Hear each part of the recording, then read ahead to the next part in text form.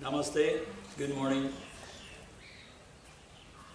I would like to talk a little bit about the topic of this retreat, which we said would be to transform stress and worry into joy and power. Those are just words. What we mean by that is, how can we get in touch with something deeper than this heavy feeling that we often have? People in general have that. We've all experienced it. So I would say that the most challenging state to be in is in a state of repression and denial. You know, when you don't really acknowledge your feelings and you constantly sweep things under the carpet. This is a tendency that many people have. But the difficulty with that is that then you never deal with anything. And you always end up with a feeling that, oh, I didn't really allow myself to feel, I didn't really express myself. I don't know where it was, but somebody did a study, a nurse, people dying. What is the thing that you most regret now that you are facing death so closely? And one of the main things was, I regret that I wasn't happier. Now, what does that imply? It implies that happiness is a choice. Can you accept that? Can you choose to be feeling joy? Well, it's of course easier said than done, but this is one of the, it's too bad that it has to go until so and so many hours before we die, before we recognize that. Why now we have a chance to recognize it today and start to work on it. And another thing that people said just before dying was, I regret that I lived according to somebody else's expectations and I didn't really live for myself. Now that might sound a little egoistical to live for yourself, but when you look more deeply into that, living for yourself means to really live, to free yourself, to really be more in contact with the deeper joy and power in yourself, rather than to be weighed down by these heavier feelings and experiences, of stress and worry. And all of that stress and worry basically comes from attachment to this idea that everything is dualistic. I have my problems, don't try to take away my problems, they're mine. It's almost like people have that attitude. And of course this is not necessary. And I don't mean to say that life doesn't, for everyone, have lots of challenges. But there is a way that we can, first of all, not repress and deny. And this is what I'm asking you to do extra deeply in this retreat. Allow yourself to feel what you feel. Don't deny, because everything you feel, everything you experience, even though you experience it as dualistic, at the source of that, there is that joy and power. There is that experience of, oh, I just am. And there is a bliss or a joy there, and there is a sense of energy and power there. But this is something we have to make our own through our own inner practice. And this is what we will work on deeply than ever before this week. The reason that I emphasize not repressing and denying is that if you do that, this is just your ego doing that. You are just pushing it down because you don't want to face it. Your ego says, no, I have to protect myself. I don't want to face the fact that sometimes I'm grumpy, sometimes I really feel sad, sometimes I'm really angry. Instead of sweeping that under the surface, really try to open to it and let it dissolve. You know how it is when you have a good cry or when you feel your own anger without repressing it. You can go into that feeling more deeply and you end up feeling the joy and power that it comes from. It's a pure thing if we just observe it and experience it in a kind of as-suchness way. And if we don't do that, of course, all that worry and stress and all that, what we're trying to sweep under the carpet, it goes underground. And it becomes sickness and more imbalance in the mind. And we end up like these people just before they pass away saying, well, gee, I wish I had.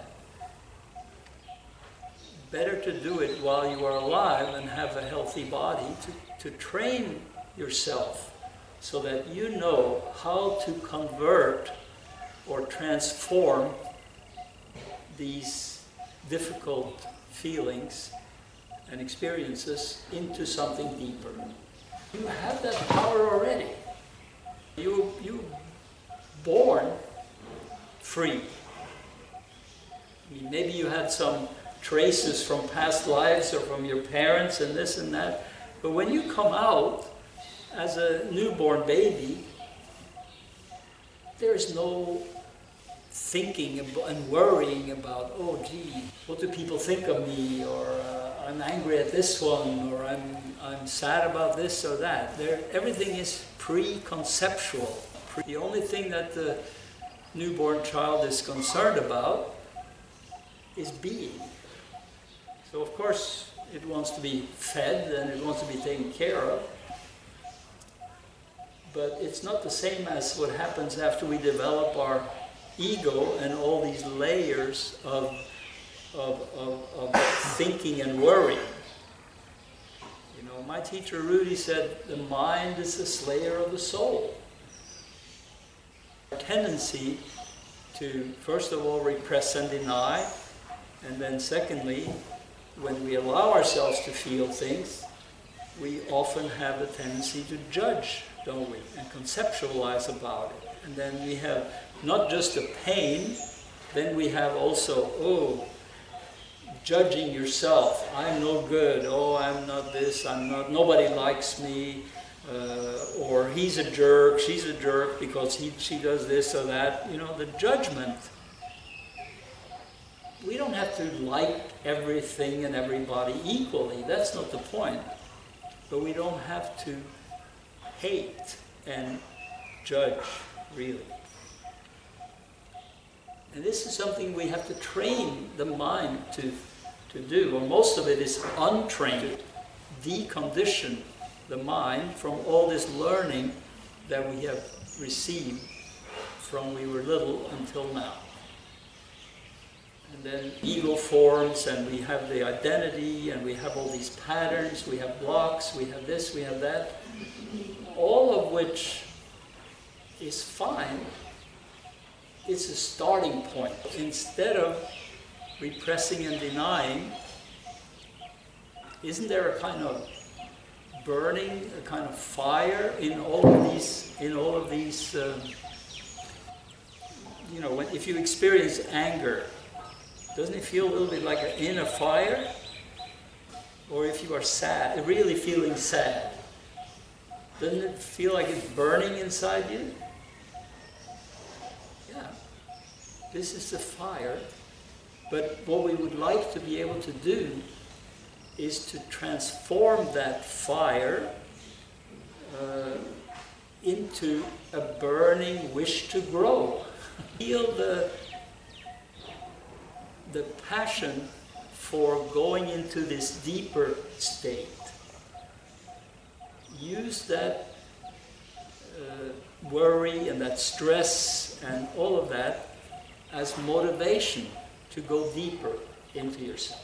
And I think many of you are doing that. That's why you are here. And we want to be free of that.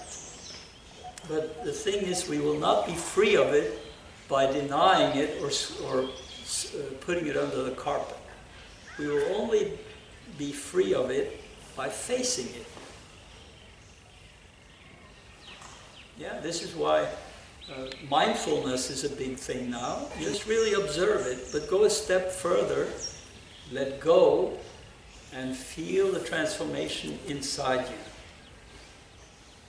And this is something that you have to experiment with and experience yourself. You feel, let's say it's anger, you feel this burning inside. Okay, well, you then use that as a way of saying, gee, I really want to open. I really want to feel deeper than that.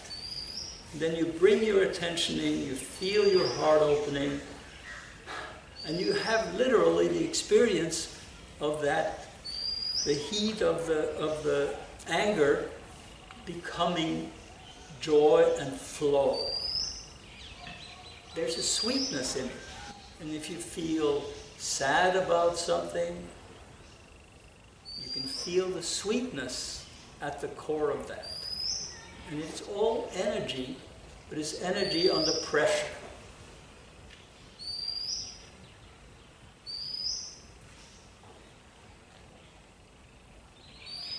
And Rudy also said, you have to digest life whole. All of its pains, all of its challenges, all of its experiences. You have to be able to digest them without judging. That means direct experience, and the tantric idea is to embrace your life, not reject it. And not embracing it to get lost in it, but embracing it to digest it. To have in a way, really eating your life. You know, that's why when we did the guided meditation yesterday, I emphasized having your roots into the earth and accepting all of your life.